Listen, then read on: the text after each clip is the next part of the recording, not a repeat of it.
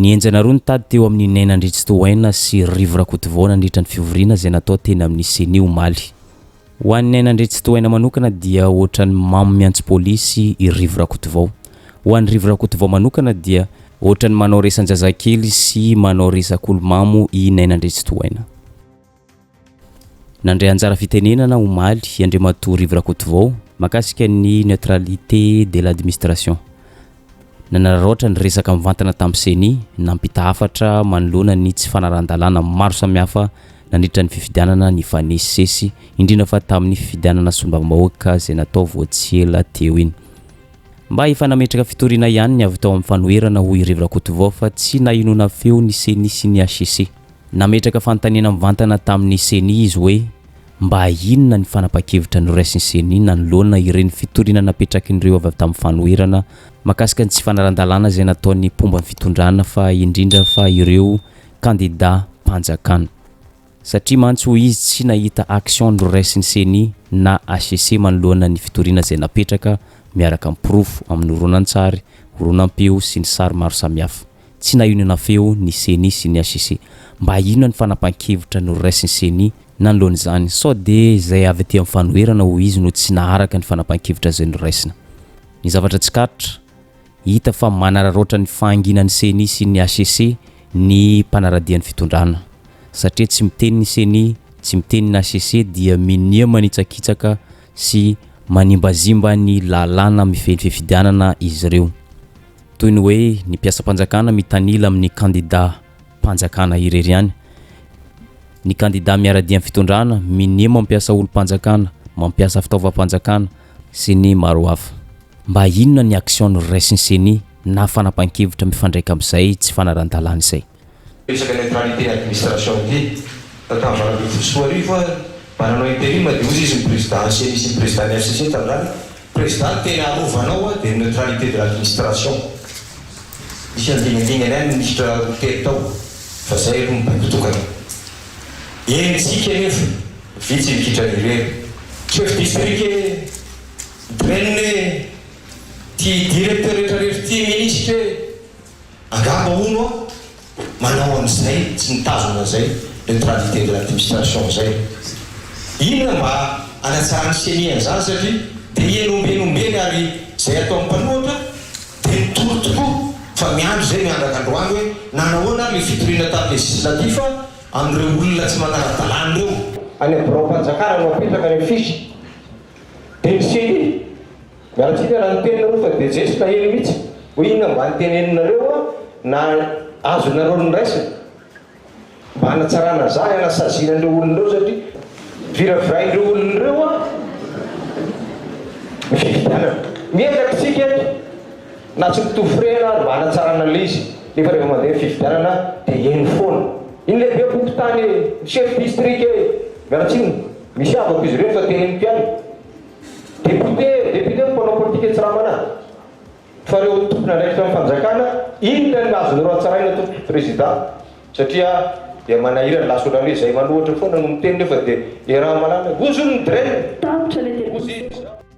Tsy nafaly an'ny Naina Andriantsitohaina zany faneho-kevitra Rivo Rakotovao izany ary noraisiny ho izy mihitsy no niresan'ny Rivo Rakotovao nandritra ny fandraisam-pitenenana izay nataony teo iny. Matsapa i Naina Andriantsitohaina fa nahazoron-dambany ny resaka nataony Rivo Rakotovao. Namaly an'izay resaka izay izy hoe rehefa tena jerena ny zava-misy ho izy nandritra ny fifidianana izay natao voatsy teo iny dia hita taratra fa tsy kandida mpanjakana ihany no nampiasa ireo olo-mpanjakana teny fotony fa nampiasa ihany koa ianareo avy tamin'ny fanoherana hoy ity ministry ny fitsinjaram-pahefana sy fanajariana ny tany ity dia tsy iza zany fa Naina Andriantsitohaina. Raha lazaina fomba hafa ny fanehoan-keviny dia zao ny aiky izy fa nampiasa fitaovam-panjakana izy ireo mpanohana ny fitondrana. Ny aiky ihany koa izy fa nampiasa olo-mpanjakana sy ny maro hafa. Ka izany fanehoan-kevitra zany dia nofaranany tamin'ny hoe androany eo amin'ny fitondrana rampitso any amin'ny fanoherana mivadibadika io sezy io zay ny politika misy eto amintsika. Fa raha tena jerena le izy ho izy karazana mamo miantso polisy ny avy amin'ny fanoherana. Fa ny tatany fotony amina ministra niaty tany ny fifidianana solombavam-bahoaka teo tsy araky ny fahitany be sy ny mahago anazy hoe izy moa tena mampiasa ny délégué mpanjakana sy ny sisa tsy voatery ho candidat mpanjakana ary izay mihitsy ny tsapaka mandritra an'izay fivitianana izay. Amin'ny fiainana moa vadibadika androany lotram-panjakana rapitso manohitra politika moa zany fa raha fanjerevana an'ilay izy a ohatra amin'ny antso polisy ihany. Satria moa niakatra ny maripana tao amin'ny efitrano Ceni dia nisafidy ny angina i Rivo Rakotovao. Fa kosa mbola tsy vita teo. Rehefa nivoaka ny efitrano dia niresaka tamin'ny mpanao gazety Rivo Rakotovao hoe toy ny manao resak'olomamo sy manao resa-jazakely i Naina Andriantsitohaina. Tsy dia mankaiza loatra raha izany fanehoan-kevitra ho izy. Tsy te ilaza zavatra maro izy tamin'ny mpanao gazety fa hoe rehefa mba miona aminareo na miona eny an-dalana nezaneza i Andriamatony Andriantsitohaina anontaniho azy hoe inona no nataony tany farafangana talohan'ny fifidianana solombavam-bahoaka. Satria mantsy efa miparitaka manerana ny tambazotra serasera sy ny gazety maro samihafa ny orona an-tsary sy orona am-peo. Namory chef district izy, namory préfet sy ny sisa sy ny sisa. Mahagaga ho i Rivo Rakotovao ny mpanohitra indray no endrikendreny hoe avita ibaiko mpiasa mpanjakana toy ny préfet, chef district, sisiko sy ny sisa sy ny sisa. Hita mihitsy hoe manao resak'olomamo sy manao resan-jazakely. Resak'olomamo reny dia makaiza loatra. Antany eo amin'ny ministre ny intérieur par intérim hoe inona nataony tany farafangana talohan'ny fifidianana député reny le tenenina eo mampivoron'ny préfet sy chef district izy a manome mibaiko zany olona manam-pahefana moa izy dia tsy hanao mason'olona eo fa izay mpanohitra ve dia afaka andeha baiko ny draine DRS sy ny sisa resaka zany e fa matoa ny olona miteny an'izany zany a nanareo ry mahalala hitako voana taninarivo ary lehibe apokotany manao izay ataony dia rehefa notaninao dia nahazo baiko izay fa ny miza manabaiko azy Rakotovao rivo eny anabaiko azy zay ry antsirany vao miresaka amizay dia président sao dia hitan'ny olona eto zay lavatra resaky ny olona tsy valide fa sambe moa fa raha mahasena mahita azy zareo dia antany izy inona moa zany monsieur le ministre nataona tany farafangana talohan'ny fifidianana député fa mivoaka tao daholo ny feo rehetrarehetra ny fantarina. Tsy resaka disadisa teo amin'ny Naina Andriantsitohaina sy Rivo Rakotovao ihany no ny zavatra azo resana nandritra ny fivoriana teny amin'ny Ceni alarobia fa azotsika resana eto ihany koa ny resaka ny fanaovany Andriamatoa Marika Ravalomanana filoha teo aloha tamin'ny mpanao gazety raha nivoaka ny efitrano ny fivoriana teny amin'ny Ceni. Namaly ny resaka fanambaniana sy fanaovana tsinotsinona ny firotsako fidino be ny tanàna Antananarivo renivohitra. Matetika ny resaka mandeha hoe olona efa filoham-pirenena no mirotsaka aty amin'ny toerana ambany aty amin'ny toerany be ny tanàna. Tena malasa eritreretra tokoa izy zany rehetra izany. Novalian'ny filoha teo aloha Marika Ravalomanana izany resaka fanambaniana sy fanaovana tsinotsinona ny firotsako fidino zany hoe tsy mahita hoe inona ny olana amin'izany. Satria ny zavatra tsy fantatry ny maro dia ny be ny tanàna dia toerana manakaiky vahoaka. Zany hoe tsy toerana ambany araka izay eritreretin'ny sasany izany toerana be ny tanàna zany fa toerana manakaiky vahoaka, manasoa vahoaka ary manompo firenena raha lazaina fomba hafa. Mafy ity filoha teo aloha ity fa fantany tsara ny asan'ny be ny tanàna. Rehefa mirotsaka izy dia tena mirotsaka tokoa ho be ny tanàna Antananarivo. Novaliany ihany koa ny resaka hoe sao dia anadala saim-bahoaka fotsiny no antony nanaovan'ny fanambarana mivantana ho be ny tanàna Antananarivo. Tsy fanadalana saim-bahoaka fa tena marina hirotsaka ho fidiana ary tena vonona hirotsaka ho be ny tanàna Antananarivo i Andriamatoa Marika Ravalomanana araka ny resaka izay nataony tamin'ny mpanao gazety.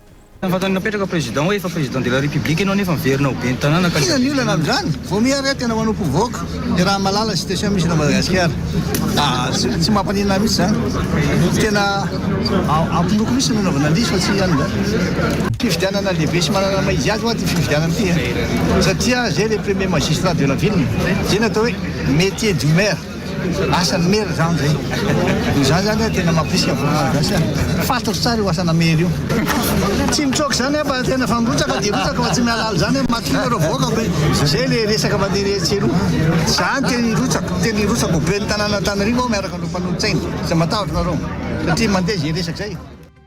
Tao anatin'ity resaka ny fanaovany tampanao gazety ity ihany no nandefa asany hafatra tamin'ny Ceni sy ireo tompon'andraikitra maro samihafa amin'ity fifidianana solombavam-bahoaka ity. Mitaky ny fandraisana andraikitry ny Ceni sy ny gouvernement ary ny fitsarana maefa ny tenany mba hampitsahatra ny tsy fanarandalana maro samihafa sy ny alabato.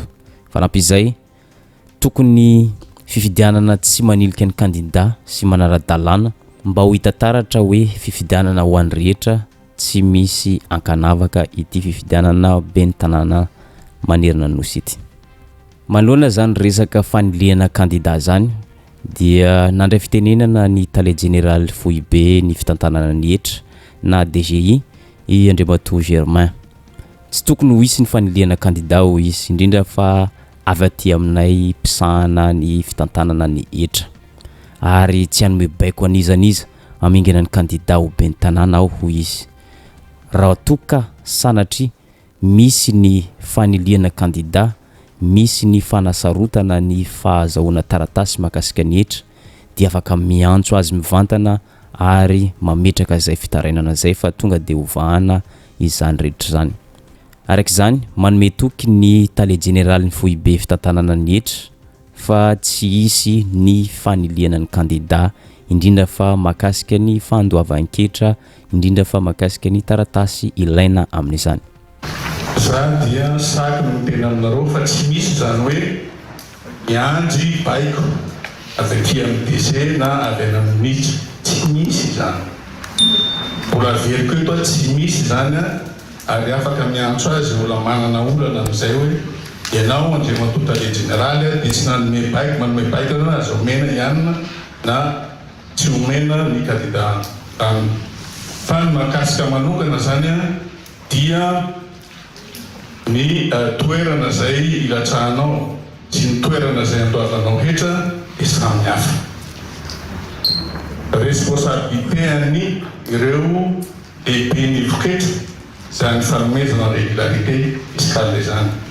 Mahakasika ny personne physique sy ny personne morale, mazava tsara ny voalazan-dalàna fa raha ianao personne physique ka manana action na part anatin'ny personne morale anankiray dia ny responsabilité-nao dia voafatra mazava tsara amin'ny para zay anananao amin'ny orinasa.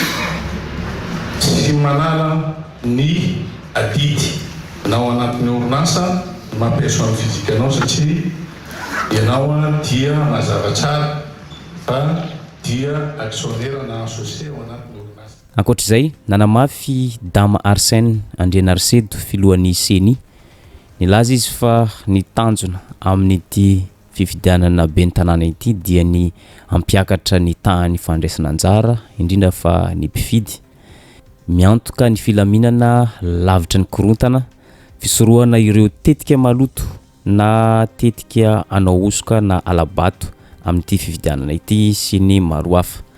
Mba hanatrarana ireo tanjona maro samihafa ireo dia misokatra ho an'ny rehetra, indrindra fa ireo mpisehatra amin'ny fifidianana ny varavaran'ny Ceni raha misy fitarainana na sosikevitra na fanatsarana manoloana ny fitantanana mahakasika ny fifidianana.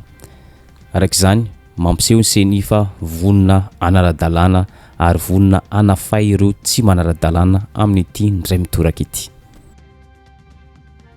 Tomgasy tompom-bavy, maro dia maro tokoa ireo fanamby miandry amin'izao fifidianana zao. Toy ny fampiakarana ny taham-pandraisana anjara ny mpifidy, ny fiantohana ny filaminana ny fifidianana, na io mialoha na mandritra na aorian'ny fifidianana, ny fisorohana ireo fikasana anao osoka sy anodikodinana ny safidy-bahoaka sy ny sisa sy ny sisa. Mino anefa ny tena koa izay eto anivon'ny Ceni fa isika rehetra no ifanampy hiatrika izany ka tsy hisy anao tahaka ny zava-pangady sy madelana ka ny sasany misopotaka miady amin'ny tany fa ny hafa kosa misy menaka sady misolo. Tanterahintsika hatrany ao anatin'ny firaisakiny sy fifankatiavana tanteraka ny fiarah-miasa sy ny fiarah-miaintana. misokatra ho antsika mpisehatra amin'ny fividianana ihany koa ny varavaran'ny Ceni amin'ny fifanankalozana sy ny fanomezam-baovao fa indrindra amin'ireo mety misosikevitra ento manatsara hatrany ny zotam-pividianana sy ikasana ny tombosoa amboniny firenena. Eto ampamarana dia zao araka ny fanaratsika teo dia nienjana roa nitady teo amin'ny rivo Rakotovao sy Naina Andriantsitohaina manoloana ny toedrara politika eto amintsika. Raha nanaraka ankaiky ny fanehoan-kevitra izy roa isika dia hita taratra fa tsy niresaka any Andriamatoa Naina Andriantsitohaina mivantana i rivo Rakotovao fa niresaka amin'ny ankapobeny manoloana ny tsy fanarandalana maro samihafa nandritra ny fifidianana sy ny vaovam-bahoaka izay natao voatsy ela teo iny. Fa i Naina Andriantsitohaina no nahatsapa fa toa miresaka azy i rivo Rakotovao ka nahatonga azy miteny hoe mamo miantso polisy ny avy amin'ny fanoherana satria mba nandika lalàna ihany ny avy tao amin'ny fanoherana toy ny nataon'ireo pomban'ny fitondrana. Midika izany fa ny aiky ny pomban'ny fitondrana fa nanitsakitsaka ny lalàna amin'ny fifidianana izy ireo tamin'ny fifidianana sy ny vaovam-bahoaka lasa teo. Fa kosa tsy afa-miala ho izy ireo ny avy amin'ny fanoherana nanao tsy fanarandalana mitovy tsy misy valaka nataony pomban'ny fitondrana. Araka izany rehetra izany dia tokony andreny andraikitry ny Ceni sy ny HCC manoloana izany rehetra izany. Araka ny fanaratsika teo ihany koa fa nanamafy i Andriamatoa filoha teo aloha Marika Ravalomanana fa irotsaka ho fidinina ho ben'ny tanàna Antananarivo na dia eo aza niresaka mifamafao amin'ny tambazotra-tserasera sy ny gazety maro samihafa. Araka izany rehetra izany dia hoarantsika miandalana eo ny fivoaran'ity toedra raha ity ary izay ihany koa mamarana ny vidéo antsika androany azadino misabone sy manisy izay amin'ny vidéo antsika amin'ny manaraka indray.